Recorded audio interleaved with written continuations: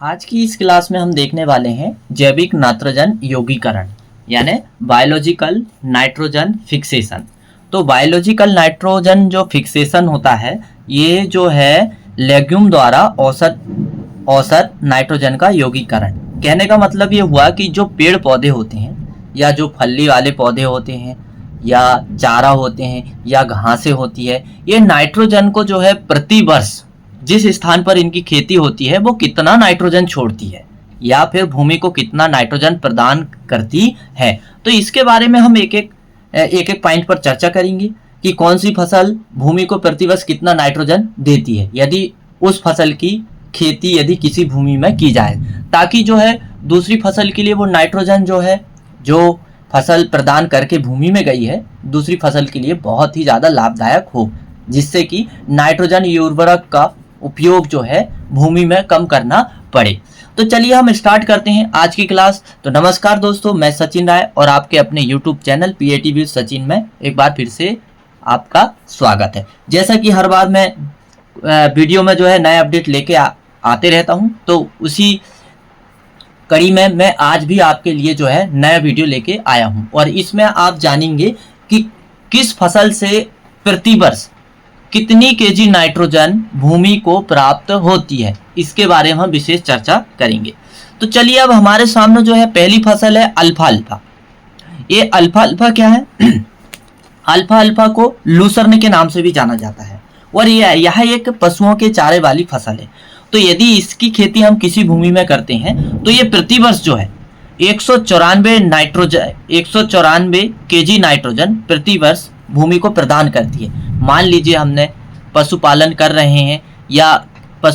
रहे हैं तब हम इस चारे की खेती हम किसी भूमि में करते हैं, तो यह चारा जो है पशुओं के लिए फायदेमंद तो होता है, परंतु साथ में जो है यह भूमि को जो है प्रति वर्ष 194 केजी नाइट्रोजन प्रति हेक्टेयर प्रदान करके जाता है। तो ये आपको निश्चित समझ में आ गया होगा। अब हम देखेंगे क्लोवर। क्लोवर की 2-3 वैरायटियां होती है। ये भी एक चारे वाली फसल है जो पशुओं के चारे के लिए उपयोग होती है और इसके चारे के लिए ही इसकी खेती की जाती है। तो क्लोवर 2-3 प्रकार का होता है, जैसे यहाँ पर दिया है clover, sweet clover, red clover. तो हम सबसे पहले देखेंगे लेडिनो क्लोवर। तो लेडिनो क्लोवर अब आप समझ गए होंगे कि क्लोवर क्या है। एक चारे वाली फसल है जो पशुओं के चारे के लिए ज़्यादा फायदेमंद है। इससे क्या है, इसमें अच्छे खासे पोषक तत्व पाए जाते हैं और दूध के उत्पादन बढ़ाने के लिए भी काफ़ी फायदेमंद होती है। तो चलिए हम देखते हैं। तो लेडिनो क्लोवर में जो है ये भूमि को प्रतिवर्ष नाइट्रोजन कितना प्रदान करता है? 179 यानी 189 केजी प्रति हेक्टेयर। यदि हम इसकी खेती किसी भूमि में करते हैं तो यह प्रति हेक्टेयर 179 केजी नाइट्रोजन भूमि को प्रदान करता है। तो ये तो हो गया लेडिनो क्लोवर। अब हम देखते हैं स्वीट क्लोवर। स्वीट क्लोवर भी एक चारे वाली फसल है। ये भी जो है भूमि को प्रतिवर्ष 119 केजी नाइट्रोजन प्रदान करके जाता है। कितना जाता है? 119 केजी नाइट्रोजन प्रति हेक्टेयर ये प्रदान करता है। लेकिन इसके बाद जैसे ही हमारे ये क्लियर हो जाएगी तालिका, तो हम समझेंगे कि कौन सा प्रश्न में आ सकता है, उसके बारे में भी हम चर्चा करेंगे। तो पहले हम पूरा समझ लेते हैं। अब रेड क्लोवर की हम बात करें तो रेड क्लोवर भी एक चारा वाली फसल है। तो यह प्रतिवर्ष जो है 114 केजी नाइट्रोजन भूमि को प्रदान करती है। फिर इसके बाद में ये क्यूडोजो, ये भी एक चारे वाली फसल है। तो ये जो है लता वाला एक पौधा है। ये इसका भी जो है हरी खाद के रूप में यदि भूमि में उपयोग किया जाए तो यह जो है 107 केजी नाइट्रोजन प्रति हेक्टेयर प्रदान करता है। अब आता है व्हाइट क्लोवर। यह भी एक चारे वाली फसल है। तो यह जो है भूमि में प्रतिवर्ष 103 केजी नाइट्रोजन प्रदान करता है। कितना प्रदान करता है? 103 केजी नाइट्रोजन प्रदान करता है। अब देखते हैं काउपी। काउपी यानी चावला, काउपी यानी लोबिया। तो लोबिया जो है, लोबिया की खेती जब हम करते हैं, लोबिया जो सब्जी के लिए उपयोग होता है या इसे क्षेत्रीय भाषा में बरबटी के नाम से जाना जाता है। तो यह दाल वाली फसल तो है, साथ में यदि हम जिस भूमि में इसकी खेती करते हैं तो वहां पर ये 90 किलोग्राम प्रति हेक्टेयर 90 किलोग्राम प्रति हेक्टेयर नाइट्रोजन प्रदान करता है। कितना करता है? लोबिया 90 किलोग्राम प्रति हेक्टेयर नाइट्रोजन प्रदान करता है। फिर बेटेज, ये भी एक फलीदार पौधा होता है। इसकी भी जो है, इसका उपयोग जो है बहुत सारे देशों में हरी खाद के रूप में उपयोग किया जाता है, क्योंकि इसमें जो है नाइट्रोजन प्रदान करने की अच्छी क्षमता होती है। इसकी पत्तियों में, इसकी शाखाओं में सड़ने के बाद अच्छा नाइट्रोजन भूमि को प्राप्त होता है। तो ये 80 केजी नाइट्रोजन प्रति हेक्टेयर 80 केजी नाइट्रोजन प्रति हेक्टेयर भूमि को यह प्रदान करता है। मतलब इससे जो है प्रति हेक्टेयर यदि हम हरी खाद के रूप में इसका उपयोग करें तो यह 80 किलोग्राम नाइट्रोजन प्रति हेक्टेयर प्रदान करता है। अब इसके बाद में दिया है पीस। तो ये मटर की बात यहाँ पर हो रही है। तो मटर की यदि हम खेती किसी भूमि में करते हैं तो वो कितना नाइट्रोजन प्रदान करता है भूमि को? वो जो है 72 किलोग्राम प्रति हेक्टेयर।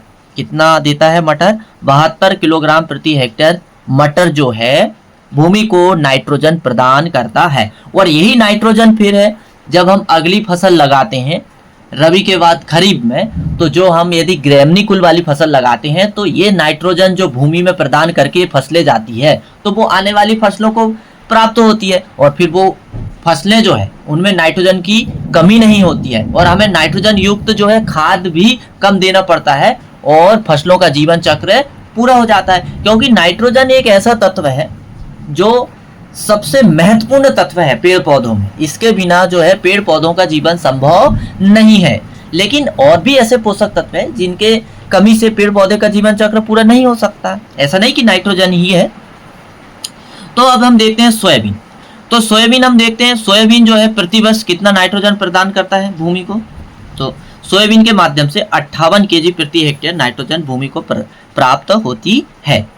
फिर इसके बाद में पीनट यानी मूंगफली के द्वारा जो है 42 किलोग्राम नाइट्रोजन प्रति हेक्टेयर प्राप्त होती है। कितनी होती है? 42 किलोग्राम नाइट्रोजन प्रति हेक्टेयर प्राप्त होती है।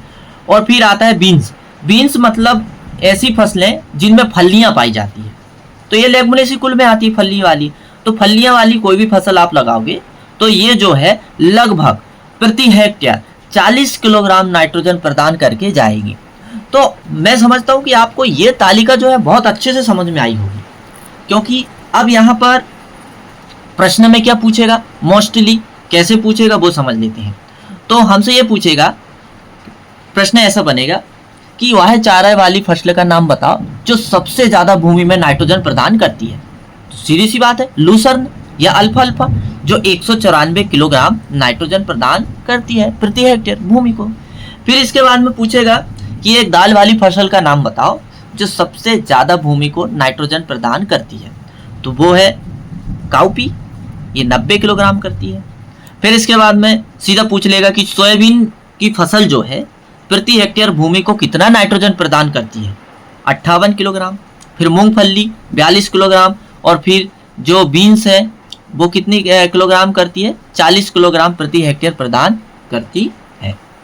तो निश्चित ही है ये मेरा वीडियो आपको बहुत अच्छे से समझ में आया होगा, और यदि नहीं समझ में आया होगा तो आप कमेंट्स करिएगा, मैं और अच्छे से समझाने की कोशिश करूंगा। और यदि आपको वीडियो पसंद आया हो तो एक लाइक जरूर करिए। और यहाँ से जो है सभी एग्जाम में क्वेश्चन बनता है, चाहे वो पीएटी का हो, सीपीएटी का, आईसीआर का हो या एमपीटेट का हो, या फिर कोई भी कॉम्पिटिशन एग्जाम हो, कॉम्पिटेटिव एग्जाम हो जो एग्रीकल्चर से हो, तो यहाँ से प्रश्न हमेशा बनते हैं। तो आप निश्चित ही इस वीडियो को ठीक से समझ लीजिए, और जहाँ भी दिक्कत जाती है तो आप मुझे कमेंट्स करिएगा, मैं बिल्कुल ही आपको और ठीक से समझाने का कोशिश करूँगा। और यदि आप पहली बार मेरे चैनल में विजिट कर रहे हैं तो प्लीज़ चैनल को सब्सक्राइब करना ना भूलें, क्योंकि आपको यहाँ पर एग्रीकल्चर का नया नया अपडेट मिलते रहेगा।